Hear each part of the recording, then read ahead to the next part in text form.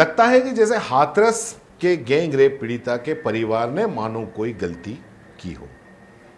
गलती उसकी नहीं जिसने रेप किया, बल्कि गलती उनकी है जो पीड़िता के परिजन हैं।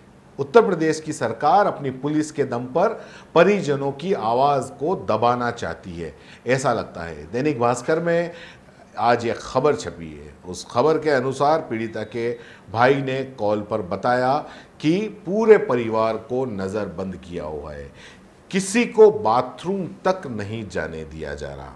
भास्कर की खबर में बताया गया कि बीती रात पीड़िता के भाई ने पुलिस से छुपकर हमें फ़ोन कॉल किया।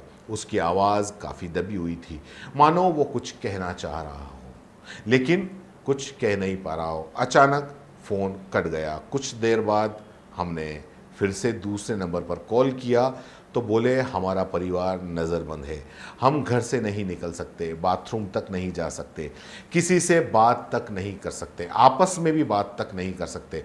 प्रशासन हम पर दबाव बना रहा है। पीड़िता के गांव को अब सील कर दिया गया है और एसआईटी के अलावा किसी को भी यहां जाने की अनुमति नहीं है। मीडिया को भी गांव से दूर कर दिया गया है। फ़ोन पर बात करते हुए पीड़िता की भाभी ने बताया, डीएम साहब घंटा 2 घंटा यहाँ बैठे और डराते धमकाते रहे। वो हमें इतना डरा रहे हैं कि अब हमें उनसे डर लग रहा है। वे उटपटांग बातें कर रहे हैं, हम अपनी कुछ बात कहना चाह रहे हैं तो डांट रहे हैं। कल पापा को यहाँ से उठवा कर ले गए थे और उनसे कहा कि मीडिया के सामने ऐसे बोल देना कि अब सब सही है और कोई दबाव नहीं है। पीड़िता की भाभी का कहना था कि डीएम की ये धमकी भी देकर गए हैं कि ये मुकदमा परिवार पर उल्टा भी पड़ सकता है। पीड़िता की भाभी ने डीएम से शव को रात में जला दिए जाने को लेकर बहस भी की।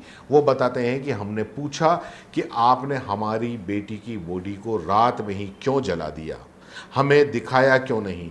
तो उन्होंने बोला कि बॉडी का पोस्टमार्टम हुआ था, बॉडी इतनी बेकार हो चुकी थी कि तुम लोग देख नहीं सकते थे। वो बताती है कि जब मैंने उनसे कहा कि हम कैसे नहीं देख सकते थे तो उन्होंने कहा कि तुम लोग पोस्टमार्टम का मतलब भी समझते हो। वो हमें मतलब समझा रहे थे कि पोस्टमार्टम कैसे होता है। बोले सर में हथौड़ा मारते हैं, सर फोड़ देते हैं, ये वो निकाल लेते हैं, गले से लेकर पेट तक पूरा चाकू से काट देते हैं।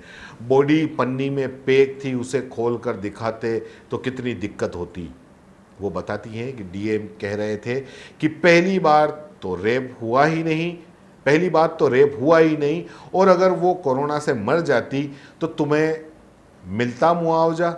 वो ऐसी बातें बोल रहे हैं कि जैसे हम किसी इंसान के मरने का इंतज़ार कर रहे थे, ऐसे हादसे के बाद हमें उनके मुआवजे की ज़रूरत है। वो इस तरह से बात कर रहे हैं। अगर उनकी अपनी बेटी होती और उनके साथ ऐसा होता तो क्या वो मुआवजा लेते? जब मैंने उनसे ये बात कही तो वो एकदम चिल्लाने लगे, हमें डांटने लगे। पीड़िता की भाभी कहती हैं, आज 2 लोगों को भेजा था हमारे घर समझाने के लिए। वो कह रहे थे कि तुम्हारी कास्ट के ही हैं, अभी जो हो रहा है सही हो रहा है, जो अभी मिल रहा है ले लो, फिर नहीं मिलेगा। आगे कुछ होगा या नहीं होगा इसका भी भरोसा नहीं है।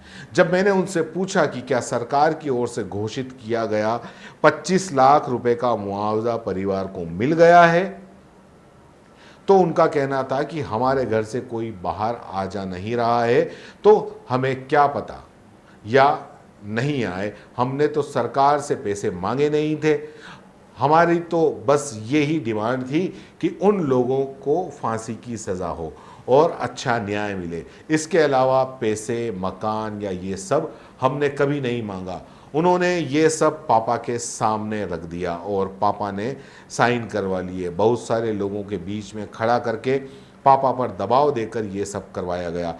कुल मिलाकर जिस तरह से हाथरस की घटना को योगी सरकार पुलिस के दम पर और प्रशासन के दम पर रफा दफा करके निपटाने में लगी हुई है, वो बहुत बड़ा सवाल खड़ा करती है कि आखिर योगी सरकार ऐसा क्यों कर रही है, क्यों पीड़ित परिवार को एक अपराधी की तरह बता रही है और उसके साथ में पीड़ित परिवार के साथ में अपराधियों जैसा सलूक किया जा रहा है। सीबीसी न्यूज राजस्थान की यह खबर आपको कैसी लगी, नीचे कमेंट करके जरूर बताएं।